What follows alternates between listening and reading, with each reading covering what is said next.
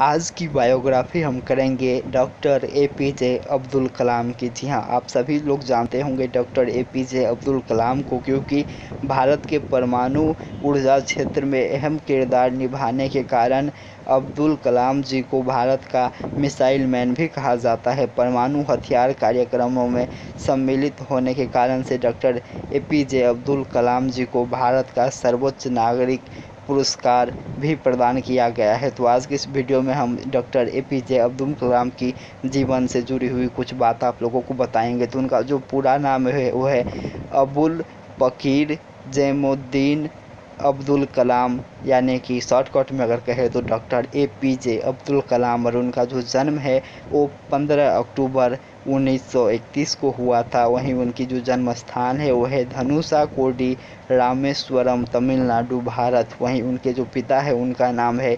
जैनुलाब्दीन। वहीं जो उनके माता है उनका नाम है अस्मीमा। और आप सभी को बता दूं कि उनकी पत्नी नहीं थी, क्योंकि उन्होंने शादी ही नहीं की थी। उनका जो व्यवसाय था वो इंजीनियर थे। वहीं वैज्ञानिक, लेखक, प्रोफेसर और राजनीतिक के तौर पर वो भी जाने जाते थे। वहीं जो उनकी राष्ट्रीयता थी वो भारतीय थे, भारतीय नागरिक थे। वहीं आप सभी को पता होगा कि उनका जो निधन है वो 27 जुलाई 2015 शिलांग, मेघालय, भारत में हुआ था। और राष्ट्रपति की कार्यकाल की बात करें तो 15 जुलाई 2002 से 25 जुलाई 2007 तक भारत के राष्ट्रपति रहे हैं। डॉक्टर एपीजे अब्दुल कलाम ने जो ऊर्जा क्षेत्र में जो अगर हम बात करें तो मिसाइल के क्षेत्र में जो योगदान दिया है उसके लिए उनको जो है आयरन मैन ऑफ इंडिया भी कहा जाता है। और आप सभी को बता दूं कि डॉक्टर एपीजे अब्दुल कलाम की जो प्रारंभिक शिक्षा है Swiss higher secondary school रामानंतपुरम, Tamil Nadu से हुआ है। वहीं आप सभी को बता दूं कि मैट्रिक की शिक्षा उन्होंने इसी स्कूल से प्राप्त की है। और स्कूल के दिनों में वह अपने एक शिक्षक से बहुत ज़्यादा प्रभावित थे जिनका नाम अयादुर्रे सोलोमन था। और आप सभी को बता दूं कि अपनी प्रारंभिक शिक्षा पूरा करने के बाद डॉक्टर एपीजे अब्दुल कलाम ने तिरुचिरापल्ली के सेंट जोसेफ कॉलेज से 1954 में भौतिक विज्ञान में बीएससी, यानी कि आप सभी को पता होगा बीएससी डिग्री प्राप्त की थी। इसके बाद 1955 में वह मद्रास चले गए। कलाम जी को लड़ाकू पायलट बनना था, जिसके लिए उन्होंने institute of technology in aeroscopic engineering में शिक्षा ग्रहण की, परंतु परीक्षा में वह 90 स्थान पर जब मिले और 8वीं परिणाम घोषित किया गया, जिसके कारण से वह सफल नहीं हो पाए। और आप सभी को बता दूं कि डॉक्टर एपीजे अब्दुल कलाम की अगर हम करियर की बात करें तो स्नातक की पढ़ाई पूरा करने के बाद कलाम जी ने रक्षा अनुसंधान और विकास संगठन में वैज्ञानिक के रूप में शामिल हुए। उन्होंने प्रसिद्ध वैज्ञानिक विक्रम साराभाई के साथ भी काम किया। 1969 में डॉक्टर एपीजे अब्दुल कलाम इसरो आए और वहां पर उन्होंने परियोजना निर्देशक के पद पर काम किया। इस पद पर काम करते हुए उन्होंने भारत का प्रथम उपग्रह रोहिणी पृथ्वी की रक्षा में वर्ष 1980 में स्थापित किया।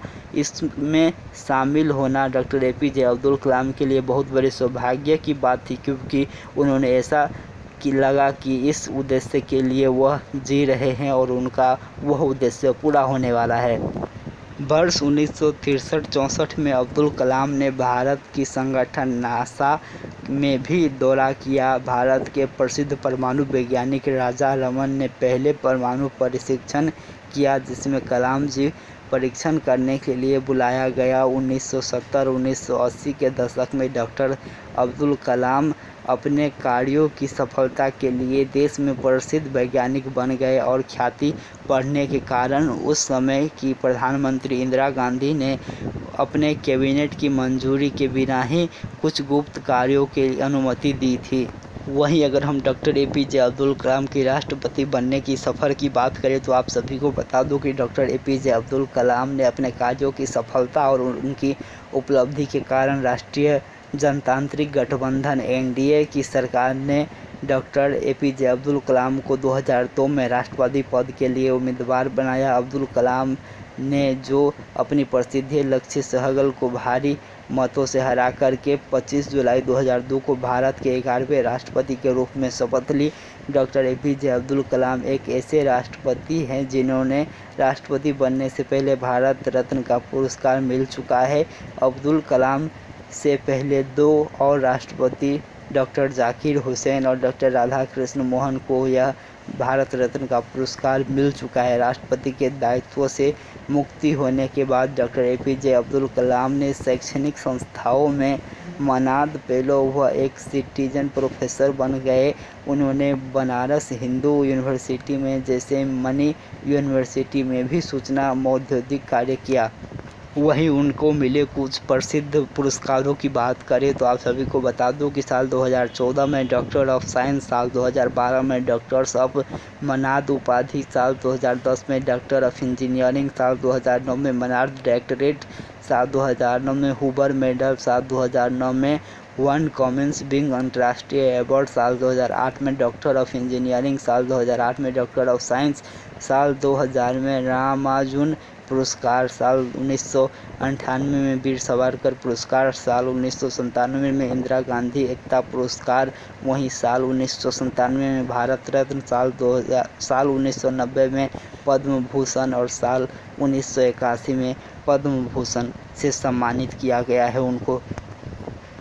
वहीं अगर हम उनके निधन के बारे में आप सभी को बताऊं तो 27 जुलाई 2015 को डॉक्टर कलाम 84 साल की उम्र में भारतीय प्रबंधन संस्थान IIM शिवालिक में रहने योग ग्रह पर अपना विचार व्यक्त कर रहे थे जब उनको कार्डियल अटैक हुआ और वो बेहोश होकर गिर गए। लगभग शाम को 6:30 बजे जब उन्हें बेथानी अस्पताल में ICU में ले जाया गया तो 2 घंटे के बाद उनकी मृत्यु हो गई और 30 जुलाई 2015 को उनकी पैतृक गांव रामेश्वर में उनके पास अंतिम संस्कार हुआ। उनके अंतिम अनुष्ठान के समय आप सभी को बता दूं कि कम से कम 3,50,000 लोग शामिल हुए थे, जिसमें भारत के प्रधानमंत्री नरेंद्र मोदी, तमिलनाडु के राज्यपाल, कर्नाटक, केरल और आंध्र प्रदेश के मुख्यमंत्री आदि भी शामिल हुए थे। तो डॉक्टर APJ अब्दुल कलाम की जो जीवन है वो कहीं ना कहीं सीख लेने वाली है, प्रेरणा लेने वाली है और उनकी अगर जो जीवनी आप पढ़ेंगे या फिर हमने जो बताई है उसको सुनेंगे तो आपको एक मोटिवेशन मिलेगा, एक प्रेरणा मिलेगा। तो हम उम्मीद करते हैं कि हमने जो भी जानकारी आप लोगों को इस वीडियो में दी है वो आप लोगों के लिए उपयोगी होगी और आने वाले दिनों में आप इसका उपयोग करेंगे। तो उम्मीद करते हैं ये वीडियो पसंद आई होगी। चैनल को लाइक, सब्सक्राइब और वीडियो को शेयर ज़रूर कीजिएगा। नमस्कार, धन्यवाद।